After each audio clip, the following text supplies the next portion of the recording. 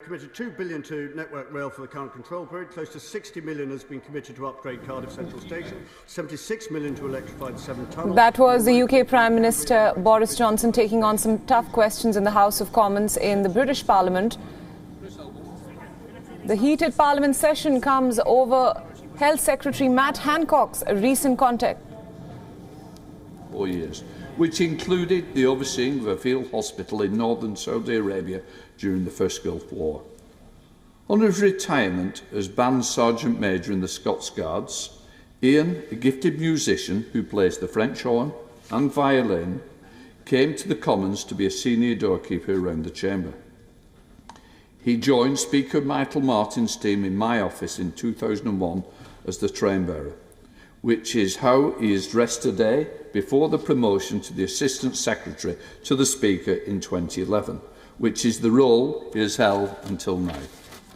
Ian's military discipline, his can-do attitude, his friendship, his sense of humour, expertise will be sorely missed by my team and particularly by me. I've got to say, it's not an easy job to become Speaker, but the one thing that was easy for me was knowing that Ian Davis was there to advise me and the Speaker Secretary on the way that we've done. And I cannot thank Ian enough for the support and the help that he's given me personally, as well as the office.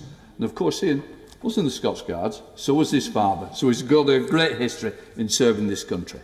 After 52 years of public service, an MBE for services to Parliament, Ian, I would like to wish you all the best and a very happy retirement with Linda back home on the Isle of Wight. The Isle of Wight's gain is the Commons' loss. Thank you.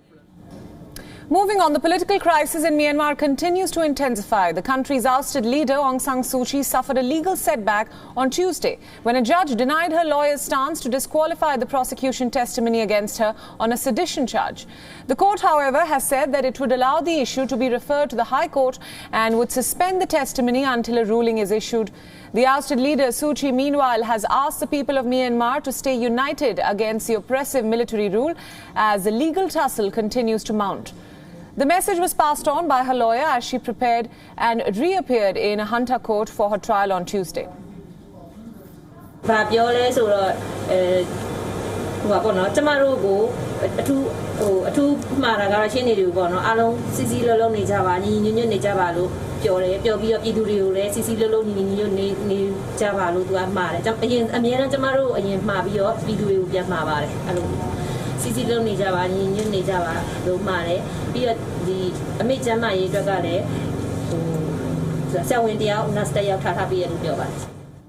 Let's now cut across to the House of Commons in the UK, where Prime Minister Boris Johnson is addressing. People who have already successfully applied for the EUSS settlement scheme forthwith before today's deadline.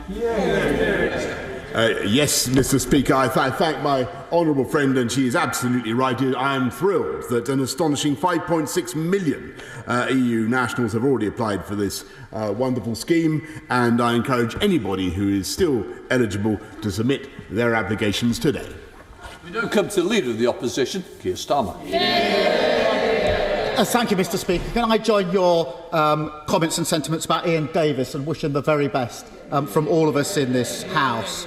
Can I also congratulate the England team for yesterday's performance? Having been at Wembley for the Euro 96 semi-final and experienced firsthand the agony of that defeat, yesterday's result was truly incredible. And I know the whole House will wish the team the very best of luck on Saturday. The whole House will wish them the best of luck on Saturday, I'm sure. Mr. Speaker, why didn't the Prime Minister sack the former Health Secretary on Friday morning? Mr. Speaker, I read the story in common with you and everybody else on Friday, and we had a new Health Secretary in place by Saturday, Mr. Speaker, which I think, given that we have a pandemic, I think to move from one Health Secretary to the next with that speed was fast, Mr. Speaker, but it wasn't as fast as the vaccine rollout, Mr. Speaker, which is now going so fast that we've done in this week half of the under 30s, Mr. Speaker, have now had their first jab, and that is speed. Keir Starmer. Mr. Speaker, what a ridiculous answer. The Prime Minister must have been the only person in the country who looked at that photo on Friday morning and thought that the Health Secretary shouldn't be sacked immediately. On Friday, the Prime Minister's spokesperson said, quote, "The Prime Minister considers the matter closed." Minister after minister were then sent out to defend the indefensible. It was briefed that the Prime Minister was quite happy for the Health Secretary to stay in his post. So, can the Prime Minister clarify, now he's got the chance, did he sack the Health Secretary or at any point ask him to resign? Yes or no? Mr. Speaker, the Honourable Gentleman will notice that the Health Secretary has changed in the last 5 days. He complains about the speed with which that happened. This government moved at positively lightning speed by comparison to the Right Honourable Gentleman opposite, who spent 3 days trying and failing to sack his deputy leader, Mr. Speaker, who he then promoted, Mr. Speaker. He fires and rehires. Mr. Speaker, the Deputy Leader is sitting beside me. The former Health Secretary has done a runner. Mr. Speaker, on Friday, the Prime Minister said the case was closed. Then on Monday, he tried to take the credit for the Health Secretary resigning. In a minute, he'll be telling us he scored the winner last night. But let me press the Prime Minister a bit more on this. The person the Health Secretary was in a relationship with was his non-executive director. Let me remind the House, according to the government's own guidance, one of the roles of a non-executive director is to challenge the Secretary of State and the department, to challenge them. And they receive taxpayers' money for doing so. So from the offset, it was blindingly obvious that there was a conflict of interest here and a whole host of unanswered questions. Why on earth did the Prime Minister judge that this matter was closed on Friday morning? Mr. Speaker, I hesitate to accuse the Right Honourable Gentleman of repeating his question. I observe that the non-executive director in question is also no longer with the department. And what the continuity, Mr. Speaker, is that department is getting on with the fastest vaccine rollout of any European country. And I'm proud to tell this House that this week, I'll tell you what's happened just in the last few days. This country has actually overtaken Israel in the proportion of people we have vaccinated, Mr. Speaker. And I think he might pay tribute to the Health Department for that achievement. Starmer. So, Mr. Speaker, let me get this right. The Prime Minister was happy to keep a Health Secretary in place during the pandemic who he not only thought was absolutely hopeless, but he also knew had broken the rules and was in a relationship with somebody he was employing at taxpayers' expense. It doesn't sound like case closed to me. And I know the Prime Minister is keen to sweep this under the carpet. But let me tell the Prime Minister why this matters. Millions of people made huge and very difficult sacrifices to follow the rules that his Health Secretary had introduced. Prime Minister, take the case of Ollie Beebe. I'm sorry, you might want to listen. Ollie died of leukaemia on the 5th of May, the day before the photo of the former Health Secretary was taken. Ollie died, like so many other people in this pandemic, with his family and friends unable to spend time with him. When he was in hospital, he begged to see his family. But following the rules, only one member of his family was allowed to see him. His mum said, "I'm livid. We did everything we were told to do. And the man who made the rules didn't. How can that be right?" So I asked the Prime Minister again, how could he possibly think this matter was closed on Friday morning? Mr. Speaker, we all share the grief and the pain of Ollie and his family and millions of people up and down the country who have endured the privations that this country has been through in order to get the coronavirus pandemic under control. And that is why we had a change of Health Secretary the day after the story appeared, Mr. Speaker. And that is why, actually, what we are doing as a government, instead of focusing on stuff going on within the Westminster bubble, we are focusing on rolling out that vaccine those vaccines at a rate that will make sure that people like Ollie and his family do not have to suffer in the future. And I'm proud to say, as a result of the efforts made by the NHS, by the Department of Health, by July the 19th, we will have vaccinated everybody. Every adult over 18 will have received 1 jab, and everybody over 40 will have received 2 jabs, Mr. Speaker. That is the priority of this government, and quite right too. Keir Starmer. Mr. Speaker, I can hardly think that the Prime Minister thinks it's appropriate, in response to a question about Ollie, to suggest that this is, in his words, the Westminster bubble. The Westminster bubble, in answer to that question, Prime Minister? Before Prime Minister's questions this morning, I spoke to Ollie's mum about the awful circumstances that she and her family have been through. She told me, Prime Minister, that every day she watched the press conferences, every day they were on, and she hung on to every word that government ministers said, so that she would know what her family could and couldn't do. Yeah. And then they followed the rules. Yeah. This is not the Westminster bubble. Yeah. She told me that for her and her family, this case isn't closed. Yeah. And she speaks for millions of people. Yeah. Ask the Prime Minister to withdraw that when he gets up. Yeah. Withdraw that when he gets up. It's the wrong response to Ollie's case. I can't help concluding that the Prime Minister didn't ask relevant questions on Friday morning, either because he didn't want to know the answers, or because he knows full well there's more to come out. Yes. Well, then, he says nonsense. So I asked the Prime Minister, in response to his muttered nonsense, when he declared the case closed on Friday morning, had he asked the Health Secretary if he'd broken any other rules? Yes or no?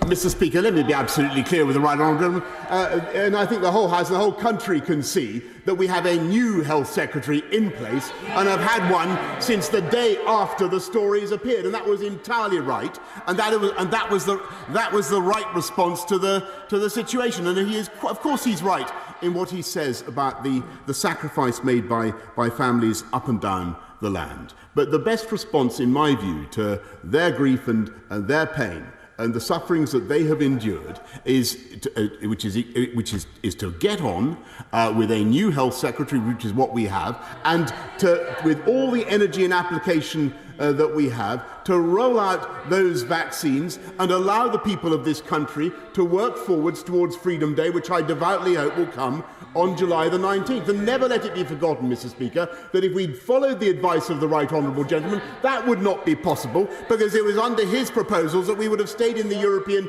Medicines Agency and been unable to deliver the vaccine rollout at all.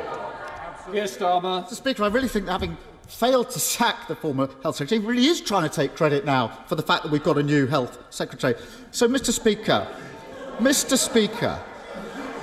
well, he wouldn't be there if the Prime Minister had his way. The matter was closed. So, Mr. Speaker, it's no questions asked by the Prime Minister on Friday and no questions answered today. Yeah. There's a pattern here. Yeah. When Dominic Cummings broke the rules by driving to Barnard Castle, the Prime Minister backed him. When the Housing Secretary unlawfully approved a £1 billion property deal for a Tory donor, the Prime Minister backed him. When the Home Secretary broke the Ministerial Code, the Prime Minister backed her. And when the Health Secretary broke Covid rules, the Prime Minister tried and wanted to back him too. Every time it's the same old story. Isn't it the case, Mr. Speaker, that while the British people are doing everything asked of them, it's one rule for them and another rule for everybody else? Mr. Speaker, there was a new Health Secretary the following day, Mr. Speaker, and the whole country can see that, and we are getting on with our agenda of vaccinating the population of this country through the energy and application of the new Secretary of State for Health and the Department of Health. And I thank them and I congratulate them. And it's as a result of that vaccine rollout, Mr. Speaker, which, as I say, would have been impeded, fatally impeded, had we followed the policies of the party opposite. that we're able now to, we have a higher wall of vaccination than virtually any other country in the world, and we are able to proceed with our cautious but we hope irreversible unlocking of the UK economy, with the result, Mr. Speaker, that growth is up to levels we haven't seen since last July. Jobs are up, and he calls for us to act faster in removing cabinet ministers, Mr. Speaker.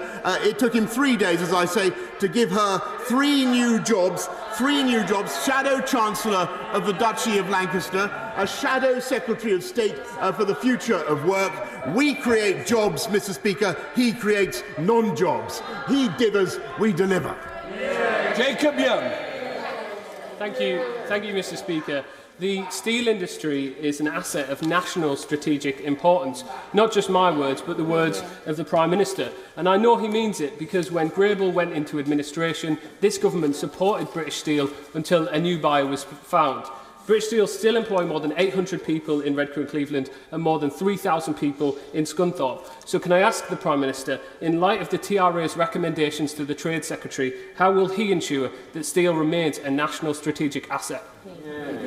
My honourable friend is absolutely right to campaign for British Steel, and we have an ambitious plan to transform our country with better use of British Steel. As I said to the House a couple of weeks ago, there's a 7.6 million pipeline of steel waiting to be waiting to be bought over the next decade. And as for the recommendations of the Trade Remedies Authority, the government is considering them, and the Department for International Trade will update the House later today. Leader of the SNP, Ian Blackford. Thank you, Mr. Speaker. And can I join you in wishing Ian Davis all the best for his retirement, and thank him for the service that he has given to the Scots Guards in this House. He has truly been a friend and a sane voice to give guidance to those of us on these benches when we've needed it, and I thank him very much for that. Can I congratulate England for their victory last night, and of course wish them all the best in the tournament ahead. Of course, they've done well. They've won most of their matches, with the exception of the game against Scotland, where, of course, they even failed to score a goal. No luck. But, Mr. Speaker, in July 2019, this Prime Minister gave an unequivocal guarantee to EU nationals living in the UK. The Prime Minister said they will have an absolute certainty for the right to live and remain. Less than 2 years later, hundreds of thousands of EU nationals have been left in limbo, including thousands of children. While the settlement scheme deadline falls today, we know there are hundreds of thousands of unprocessed cases. It is simply unacceptable, Mr. Speaker, that their rights will be diminished by the failures of this government. Will the Prime Minister honour his word, give certainty, scrap the disastrous settled status deadline before we face another Tory windrush? I thank the right honourable gentleman, and I'm just to repeat what I said to my honourable friend earlier. I think it's fantastic that 5.6 million people have applied. We are processing all the applications as fast as we possibly can, and clearly the most important thing is for anybody who still hasn't applied to get their application in today. Ian Blackford. Thank you, Mr. Speaker. But the issue is there is a backlog of hundreds of thousands of cases because of delays on decisions. Mr. Speaker, overnight, thousands of our friends and neighbours could become illegal immigrants. They are living in fears for their jobs, their families and their livelihoods, all because this Prime Minister won't keep his word. We know all too well the experience of this government's Home Office. Dawn raids, vulnerable people deported, a hostile environment for the Windrush generation. Scotland's message to EU citizens is you're welcome here. We want you to stay. This is your home. But this UK government is causing EU citizens untold stress. One woman who has been in the UK for 44 years says that she feels suicidal. Another says she feels like a third-rate citizen. So, Mr. Speaker, this is shameful. Will the government now do the right thing? Scrap the deadline and introduce automatically granted settled status? Or will the Prime Minister's legacy be the ridiculous removal of NHS staff, our local community workers, our teachers and many more who have made their homes here? Mr. Speaker, it's obvious from the statistics I've already quoted that this is an outstanding success because we've had huge numbers of people applying. And, of course, if there are people still who have to apply, and there's been several extensions of the deadline, it's 5 years now since the Brexit referendum. We've funded 72 organisations to help vulnerable EU citizens to understand what their rights are, to make the applications. Anybody applying within the deadline will, of course, have their case dealt with, and I urge them to get on with it. Let's go to Henry Smith. Henry. Thank you very much, Mr. Speaker. I pay tribute to the government for the world-leading COVID-19 vaccination programme. And can I encourage my right honourable friend and the government to press ahead with allowing those who are fully vaccinated greater international travel to save as many aviation and travel sector jobs as possible and help regrow our economy? I thank my honourable friend, and I congratulate him on his long-standing campaign for the justified campaign for the aviation sector, and that's why we've invested £7 billion already to support aviation since the start of the pandemic. But obviously, what we hope is that the vaccine rollout programme, the double jabs programme, will enable people to start flying and really give that industry the prospect of a long-term sustainable recovery. Let's go to Caroline Lucas. Caroline. Thank you, Mr. Speaker. Today, the Environmental Audit Committee, of which I'm a member, has published a report calling for transformational change in the government's approach to restoring nature. And it's not just about the 15% of UK species that are threatened with extinction, the cuckoos, the kittiwakes, the turtle doves, but the ebbing away of so much of our natural world. The Conservative chair of our committee says that government policies too often remain, and I quote, grandiose statements lacking teeth and devoid of effective delivery mechanisms. So I want to ask the Prime Minister something very specific. Will he look again at the government amendment to the Environment Bill that refers only to measures to further the objective of halting species decline, rather than actually meeting that objective? A one-word change from furthering to meeting would make a world of difference by introducing the legally binding target to halt biodiversity loss by 2030 that his government has promised. So will he do it? Will he make that change? Yes or no? Mr. Speaker, this government is committed not just to halting, but to reversing biodiversity loss, not just in this country, but around the world. And she can see that from the conclusions of the G7 summit and everything that the government does to promote biodiversity across our country.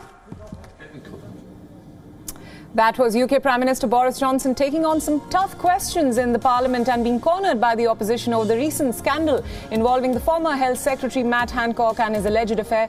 He, of course, tried to shift the focus away from the scandal and back the health government in the UK, saying that the vaccination drive is going on in full steam. WION World is now available in your country. Download the app now and get all the news updates on the move.